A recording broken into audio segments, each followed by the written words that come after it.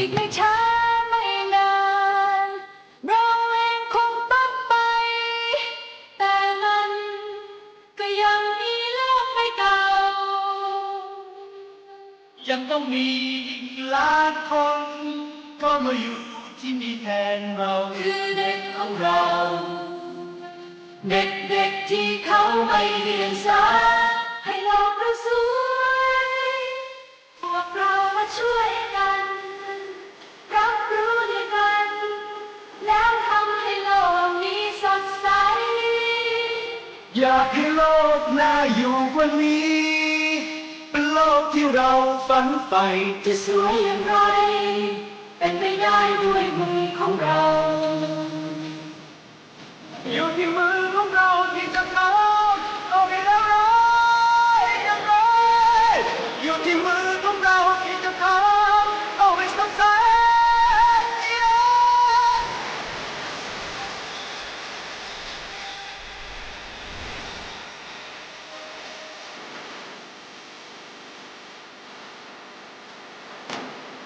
ให้โลกเราสวย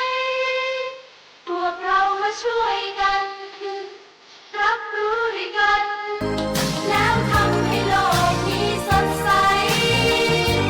อยากให้โลกน่าอยู่กว่านี้ สวัสดีครับผู้ฟังทุกท่านครับพบกับรายการรักสิ่งแวดล้อมทางสวทแพร่ FM 91 เมกะเฮิรตซ์ครับวันพฤหัสบดีที่ 26 กุมภาพันธ์ 2569 อยู่กับผมแสวงเป้าเพชรเป็นผู้ดำเนินรายการครับกลับมาพบกับท่านผู้ฟังกันเหมือนเช่นเคยครับเริ่มต้นกันในช่วงเช้าๆของการทำงานครับสัปดาห์นี้นี่กระท่อนกระแทนนิดหนึ่ง พอดีมีภารกิจนะครับเมื่อวานนะครับเป็นเรื่องของการประชุมของทางจังหวัดแพร่นะครับเมื่อวานก็ไปทำหน้าที่แทนทางท่านผู้อำนวยการสวทแพร่นะครับซึ่งหลายเจ้าหน้าที่ของเรานะมีจำนวนจำกัดเนาะแล้วก็มีภารกิจตรงกันเนี่ยนะการประชุมที่ตรงกันอยู่หลายงานเลยนะก็ทำให้บางส่วนก็ต้องขาดหายไปขาดตกบกพร่องไปบ้างก็ต้องขออภัยนะท่านผู้ฟังที่ติดตามรับฟังอยู่นะเพราะมีบางท่านก็บอกเกย์อีกแล้วเหรอ เกย์อีกแล้วเหรอไม่มานะก็วันนี้ก็กลับมาทำหน้าที่เหมือนเดิมนะครับนะสำหรับผู้ฟังที่ติดตามรับฟังอยู่ครับนะแล้วก็เมื่อวานเนี่ยนะวันสำคัญเลยแหละนะ25 กุมภาพันธ์เนี่ยเป็นวันวิทยุกระจายเสียงแห่งชาตินะครับนะเป็นวันวิทยุกระจายเสียงแห่งชาติ25 กุมภาพันธ์ของทุกปีนะครับนะซึ่งกิจการวิทยุกระจายเสียงแห่งชาติเนี่ยเกิดขึ้นครั้งแรกในปีพุทธศักราช 2471 นะครับโดยพระเจ้าบรมวงศ์เธอพระองค์เจ้าบุรชัดชัยากรนะครับก็นำเอาเป็นเครื่องส่งเนาะสถานีวิทยุกระจายเสียงครั้งแรกเนี่ยนะออกอากาศที่ตึกที่ทำการไปรษณีย์ปากคลององอ่างใช้ชื่อว่าสถานี 4 PJ นะครับนะซึ่งเป็นเครื่องส่งวิทยุขนาดกลาง1 กิโลวัตต์นะครับนะเข้าใจว่าเป็นไม่ต้องเข้าใจ เป็นระบบ AM นะเป็นระบบ AM นะ1 กิโลวัตต์นี่เล็กมากนะนิดเดียวเนาะก็เครื่องส่ง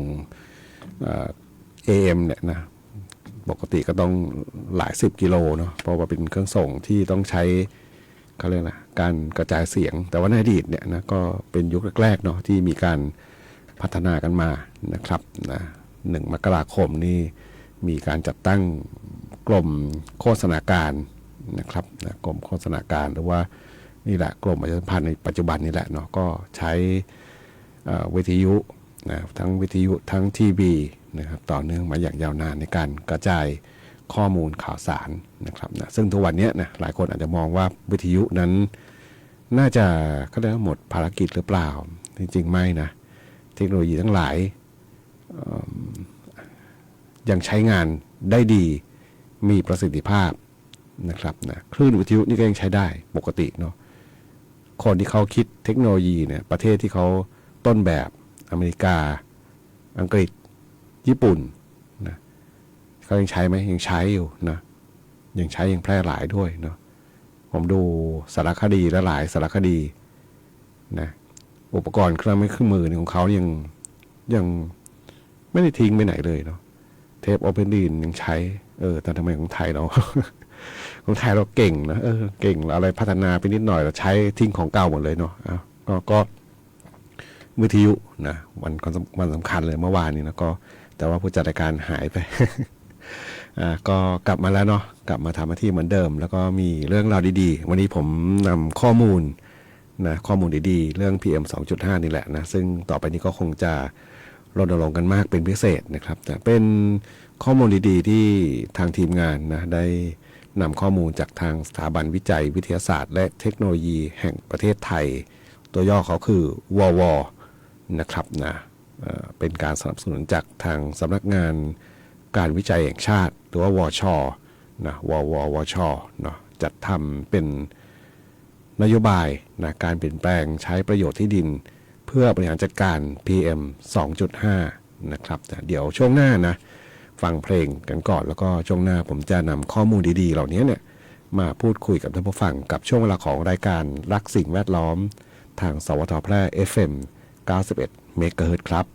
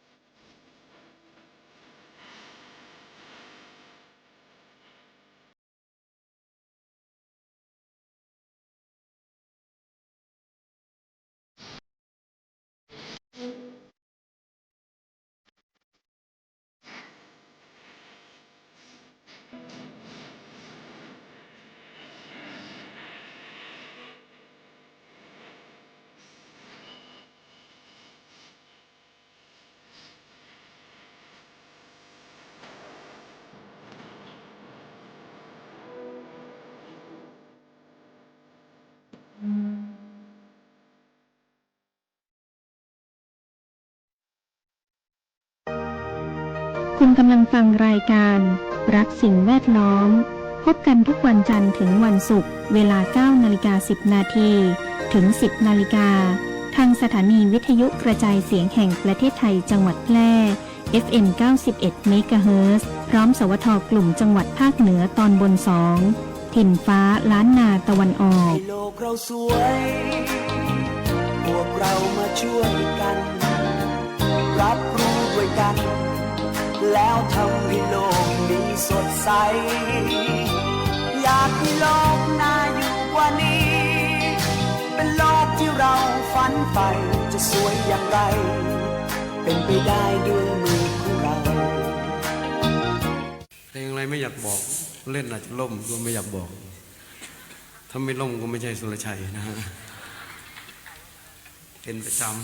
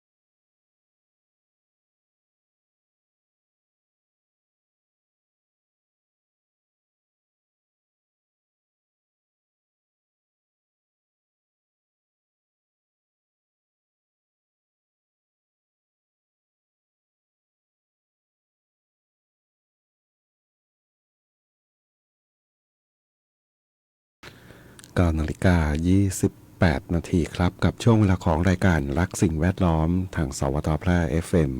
91 เมกะเฮิรตซ์ครับได้รับฟังจบลงไปครับกับบทเพลงของคุณหงาคาราวานเปิบข้าวนะครับในอดีตนี้การทำนาเป็นวิธีที่เป็นวิถีชีวิตของเกษตรกรที่ด้วยความยากลำบากนะใช้แรงงานทั้งสัตว์เลี้ยงนะทั้งแรงกายของคนทำนะคือใช้แรงทั้งหมดเนาะต้นเครื่องทุนแรงต่างๆยังไม่มี ในอดีตยังไม่มีเนาะใช้แรงงานทั้งหมดเนาะกว่าจะเก็บเกี่ยวไปได้เป็นเมล็ดข้าวเนี่ยก็ต้องเป็นความทุกข์ยากเนาะเพราะฉะนั้นเนี่ยในอดีตนะการสอนของผู้ใหญ่นะไม่ว่าจะเป็นปู่ย่าตายายพ่อแม่เราเนาะกินข้าวนี่เหลือไม่ได้เลยนะโดนตีมือเลยล่ะนะนะเพราะว่าอะไรเพราะมันกว่าจะได้มานะแม้แต่ครูที่สอนในโรงเรียนก็จะสอนให้กินข้าวนี่ต้องให้หมดเนาะอย่าเหลือทิ้งเหลือขว้างนะครับบางคนบอกจะเป็นรายไปเนาะกว่าจะได้ข้าวมามันยากนะครับนะก็ขอบคุณผู้ฟังที่ติดตามรับฟังแล้วก็ถามไทยบทเพลงเข้ามากับช่วงเวลาของรายการรักสิ่งแวดล้อมทางสวทแพร่ FM 91 เมกะเฮิรตซ์ครับนะวันนี้นี่นำเรื่องราวเกี่ยวกับสิ่งแวดล้อมเลยแหละนะมาพูดมาคุยกับท่านผู้ฟังนะครับนะทางสถาบันวิจัยวิทยาศาสตร์และเทคโนโลยีแห่งประเทศไทยนะครับนะก็ให้ข้อมูลบอกว่าในช่วงฤดูแล้งของทุกปีเนี่ยหลายพื้นที่ในภาคเหนือเราเนี่ยเริ่มมีปัญหาหมอกควันและฝุ่น PM 2.5 ก็บอกมันกลับมาอีกแล้วนะแต่ว่าปัญหาเนี้ยไม่ได้เป็นแค่เรื่องของสภาพอากาศแต่ว่าส่งผลต่อสุขภาพต่อคุณภาพชีวิตและสุขภาพของพวกเราทุกคนโดยตรงนะครับนะซึ่งข้อมูลดีๆจากทางสถาบันวิจัยวิทยาศาสตร์และเทคโนโลยีแห่งประเทศไทยหรือว่าวว.ก็ได้การสนับสนุนจากทางสำนักงานการวิจัยแห่งชาติหรือว่าวช.ภายใต้โครงการการจัดทำนโยบายการเปลี่ยนแปลงการใช้ประโยชน์ที่ดินเพื่อบริหารจัดการ PM 2.5 นะครับก็บอกว่าไฟป่าในภาคเหนือเนี่ยนะสาเหตุอันดับแรกเลยนะบอก 90% นะมากกว่า 90% เนี่ยมาจากการเผาเพื่อหาของป่านะไม่ว่าจะเป็นเห็ดป่าผักหวานนะหลายคนมีความเข้าใจผิดบอกว่าการเผาป่าเนี่ยจะทำให้เห็ดออกดีนะหรือว่าเผาแล้วผักหวานจะแตกยอดแต่ในความเป็นจริงความร้อนจากไฟเนี่ยทำลายระบบนิเวศของดินอย่างรุนแรงนะทำให้ความหลากหลายทางชีวภาพลดลงส่งผลให้เกิดความเสื่อมโทรมของดินอย่างรุนแรงจนเพาะปลูกอะไรไม่ได้ผลในระยะต่อมานะครับการเผาซ้ำซากในพื้นที่กว่า10 ล้านไร่ในภาคเหนือเนี่ยทำให้สภาพภูมิประเทศที่เป็นแอ่งกระทะเกิดฝุ่น PM 2.5 จนกลายเป็นภัยเงียบนะจากข้อมูล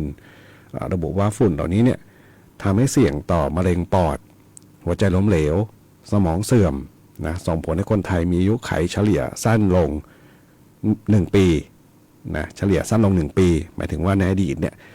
อายุขัยเฉลี่ยอาจจะ80นะปีต่อๆไปนี่ก็จะลดลง1 ปีเฉลี่ยนะค่าเฉลี่ยนะครับนอกจากนี้ยังมีโทษนะของการเผานะใครที่เผาเนี่ยถ้าจับได้เนี่ยนะมีโทษจำคุกสูงสุด7 ปีนะมีการปรับไม่เกินไม่เกิน 140,000 บาทนะครับนะนี่คือโทษนะทั้งมีจำคุกมีการปรับนะแต่ว่าวิธีนี้น่าจะเป็นไม้แข็งขั้นสุดท้ายหรือเปล่านะเพราะทุกปีนี้ก็น่าจะปีไหนที่เกิดไฟป่ารุนแรงก็จะเห็นมีคดีเกิดขึ้นนะมีการจับมีการปรับกันจริงจังนะครับซึ่งทางสถาบันวิจัยวิทยาศาสตร์และเทคโนโลยีแห่งประเทศไทยเนี่ยนะเขาได้นำเสนอวิธีแก้ปัญหาดังกล่าวนะโดยใช้โครงการดีๆก็คือข้อแรกเขาบอกกันเพราะเห็ดป่านะการปลูกผักหวานนะครับเพื่อสนับสนุนให้เกษตรกรเนี่ยผสมผสานกันนะใช้เห็ดป่าเช่นพวกเห็ดตับเต่าเห็ดละโงกเห็ดเพาะนะหรือว่าเห็ดไข่เหลืองนะครับแล้วก็การปลูกผักหวานป่าร่วมกับพืชอื่นๆนะที่มีความหลากหลายเพิ่มมูลค่าและสร้างรายได้กับชาวบ้านและ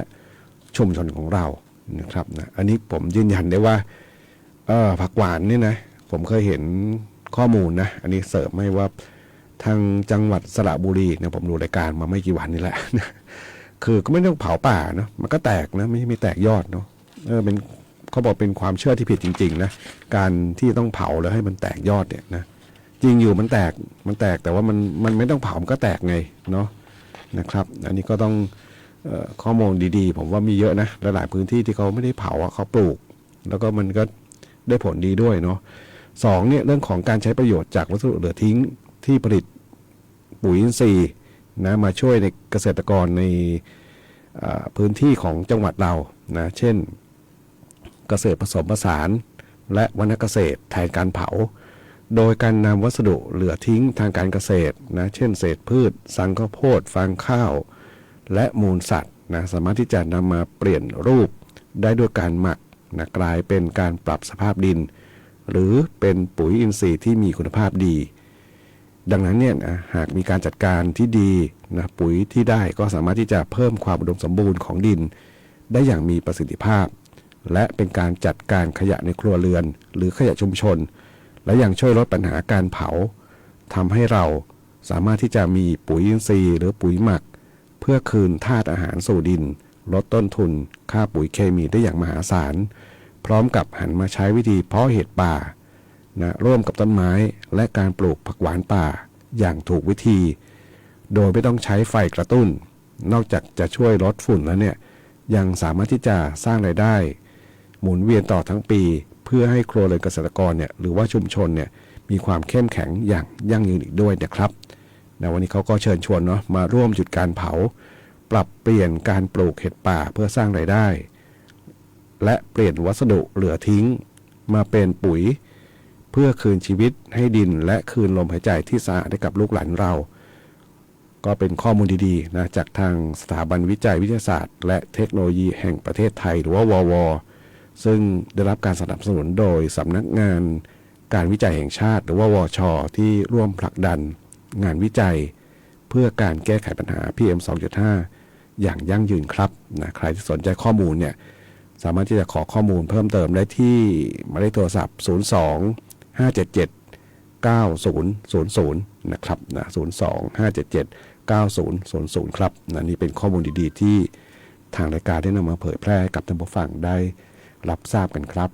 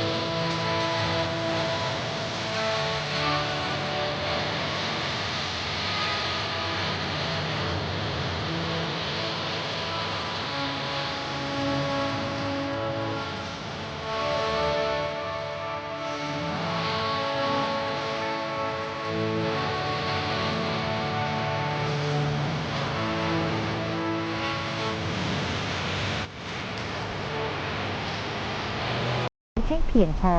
ภัยแล้งป้องกันได้ร่วมมือกันในวันนี้เพื่อไม่ให้เราขาดแคลนน้ำในวันข้างหน้าหยุดพฤติกรรมใช้น้ำทิ้งขว้างหันมาใช้น้ำอย่างประหยัดปรารถนาดีจากองค์การบริหารส่วนจังหวัดแพร่มาช่วยกันเฝ้าระวังไฟป่ามาผู้ก่อว่าภาคเหนือมีพื้นที่เผาซ้ำซากสูงถึง10 ล้านไร่กว่า 90% ของไฟป่ามาจากฝีมือมนุษย์ตีเผาเพื่อหาเห็ดของป่าและการเผาเศษซากพืชหลังการเก็บเกี่ยวบ่ว่าจะเป็นต่อสั่งข้าวโพดเลี้ยงสัตว์หรือนาข้าวฝุ่นควันจากการเผาคือ PM 2.5 ภัยเงียบติยะฮืออายุสั้นลงถึง1 ปีจากทั้งปอดอุดกันมะเร็งหัวใจล้มเหลวและสมองเสื่อมวร่วมใจคนไทยหยุดเผาคืนลมหายใจสะอาดให้ลูกหลานกับโครงการจัดยะนโยบายการเปลี่ยนแปลงการใช้ประโยชน์ที่ดินเพื่อบริหารจัดการ PM 2.5 สนับสนุนโดยวช.สำนักงานการวิจัยแห่งชาติช่วยกันรักษาบ้านสวนให้นาบ่ฮือไฟป่ามันเข้าขบวนยาวแต่เราเข้ามาทั้งอำเภอ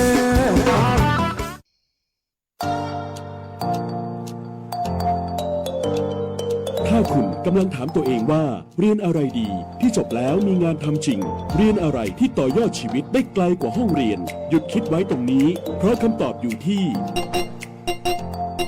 วิทยาลัยอาชีวศึกษาแพร่ที่นี่เราไม่ได้สอนแค่ให้รู้แต่สอนให้ทำเป็นทำจริงและทำได้ในโลกอาชีพเปิดรับสมัครนักศึกษาใหม่ปีการศึกษา 2569 สำหรับผู้จบม.3 ม.6 และปวช.3 ครบทุกสายที่ตลาดต้องการทั้งการบัญชีการตลาดการจัดการสำนักงานดิจิทัลการจัดการโลจิสติกส์และซัพพลายเส้นคหกรรมศาสตร์อาหารและโภชนาการแฟชั่นสิ่งทอดิจิทัลกราฟิกวิจิตรศิลป์การโรงแรมการท่องเที่ยวเทคโนโลยีธุรกิจดิจิทัลและเทคโนโลยีสารสนเทศเรียนได้ตั้งแต่ปวช.ปวส.จนถึงระดับปริญญาตรีระบบปกติและทวิภาคีเรียนไปทำงานไปมีรายได้ระหว่างเรียนที่สำคัญเรามีสถานประกอบการชั้นนำรองรับการฝึกจริงและมีทุนการศึกษาอีกมากมายรอคุณอยู่อยากมีอาชีพอยากมีอนาคตที่จับต้องได้เริ่มต้นวันนี้ที่วิทยาลัยอาชีวศึกษาแพร่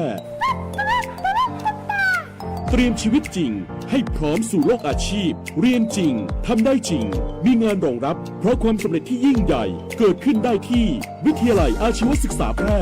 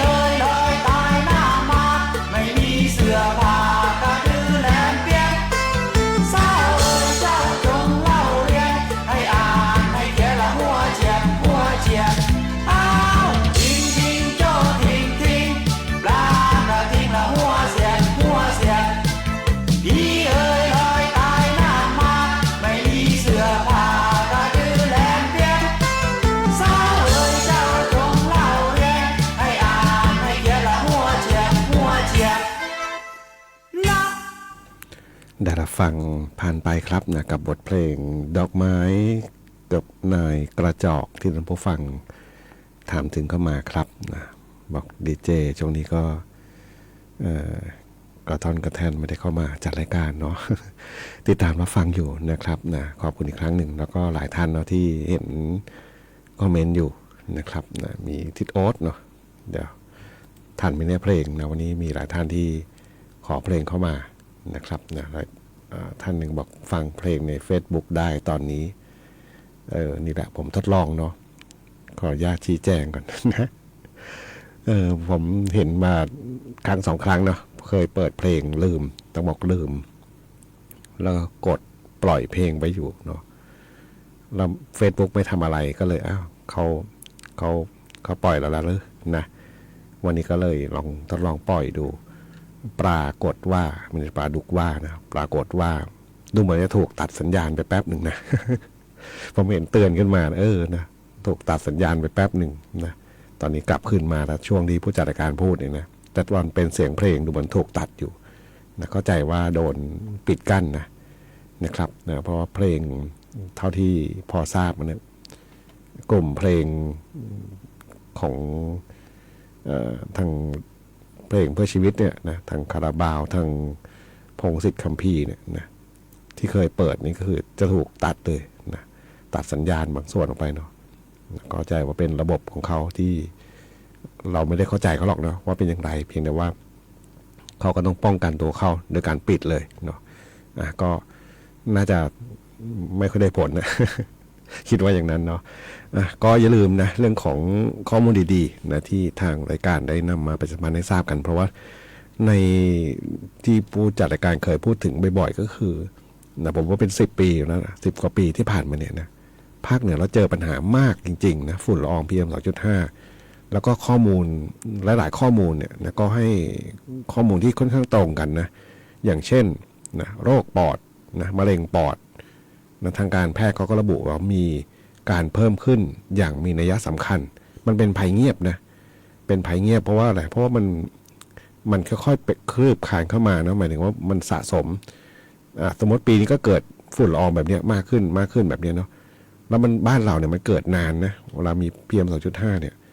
มันอยู่เป็นเดือน2 เดือนเนี่ยนะไม่เหมือนภาคอื่นก็เป็นพื้นที่ราบนะลมมาเดี๋ยวเขาก็ไม่มีละนะเมื่อวานพูดคุยกับทางท่านปชส.แพร่นะประชาสัมพันธ์จังหวัดแพร่นะเป็นคนใต้มาอยู่ก็บอกภาคใต้ไม่มีอากาศดีมากนะก็จริง เราเช็คได้จากแอร์โฟไทยนะเป็นสีฟ้าตลอดทั้งปีนะแทบไม่มีเลยก็บอกไม่มีนะเขามาอยู่ตรงนี้บอกแพ้มากเลยนะนะคือนี่แหละนะคือคนที่อื่นมาอยู่จะมีลักษณะเป็นลักษณะแพ้ฝุ่นมากนะแล้วบ้านเรานะมันมีฝุ่นละออง PM 2.5 มันอยู่นานนะแล้วก็ในระยะยาวไม่ถึงว่าไปต่อเนื่องหลายปีเนี่ยมันบั่นทอนสุขภาพจิตเราแล้วนะอย่างที่วเขาบอกว่าอายุขัยเฉลี่ยคนเราน้อยลงด้วยนะนะช่วยกันเนาะอันไหนช่วยได้ก็ต้องช่วยแล้วล่ะนะเพื่ออากาศที่ดีของเราทุกคนนะครับไปฟังกันอีกสักหนึ่งผลงานเพลงท่านผู้ฟังถามถึงเข้ามาบอกช่วงนี้อากาศเย็นนะฟังเพลงนี้ของคุณอ้นธวัชชัยชูเหมือนครับกับบทเพลงลมหนาวปลายนาครับ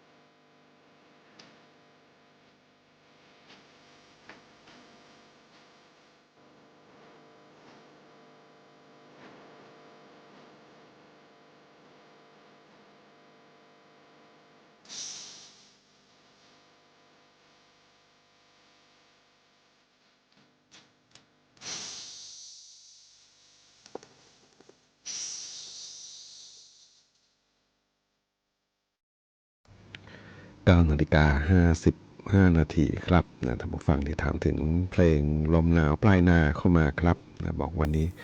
เมื่อคืนนี้อากาศเย็นเนาะความกดอากาศสูงที่ลงมาปะทะกับความกดอากาศต่ำอย่างที่เราเห็นเมื่อ 2-3 วันก่อนเนาะมีพายุฤดูร้อนเกิดขึ้นแรงสุดนี่น่าจะอยู่ทางโซนภาคอีสานที่เห็นข่าวอยู่หลายๆจังหวัดก็เจอพายุฤดูร้อน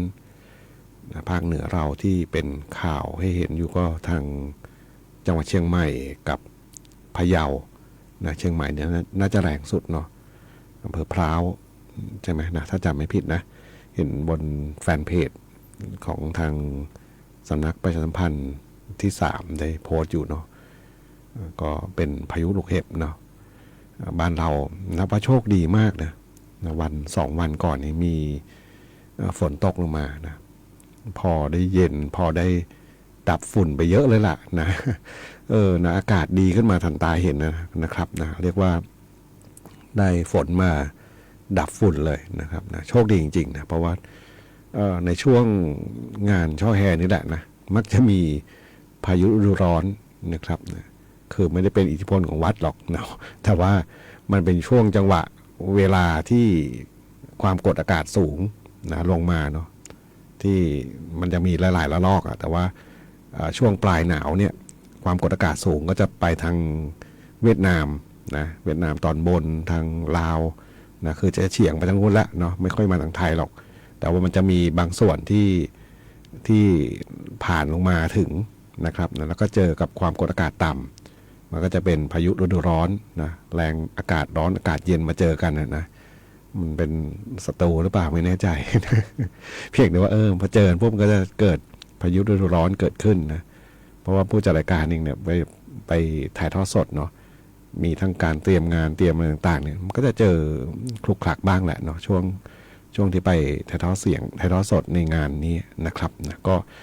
ก็จะอยู่ในช่วงนี้แหละเนาะแต่ถ้าผ่านไปแล้วก็นะก็ถือว่าเป็นความโชคดีของเราที่มีเพียงแค่ฝนตกลงมาแล้วก็ช่วยดับฝุ่นดับอะไรไปนะครับวันนี้พยากรณ์อากาศภาคเหนือมีฝนฟ้าคะนอง30%ของพื้นที่มีลมกระโชกแรงบางแห่งส่วนมากบริเวณจังหวัดแม่ฮ่องสอนเชียงใหม่เชียงรายตากกำแพงเพชรพิจิตรพิษณุโลกและเพชรบูรณ์นะครับยังพอมีฝนอยู่นะแต่ไม่มีแพร่นะครับอุณหภูมิต่ำสุดอยู่ที่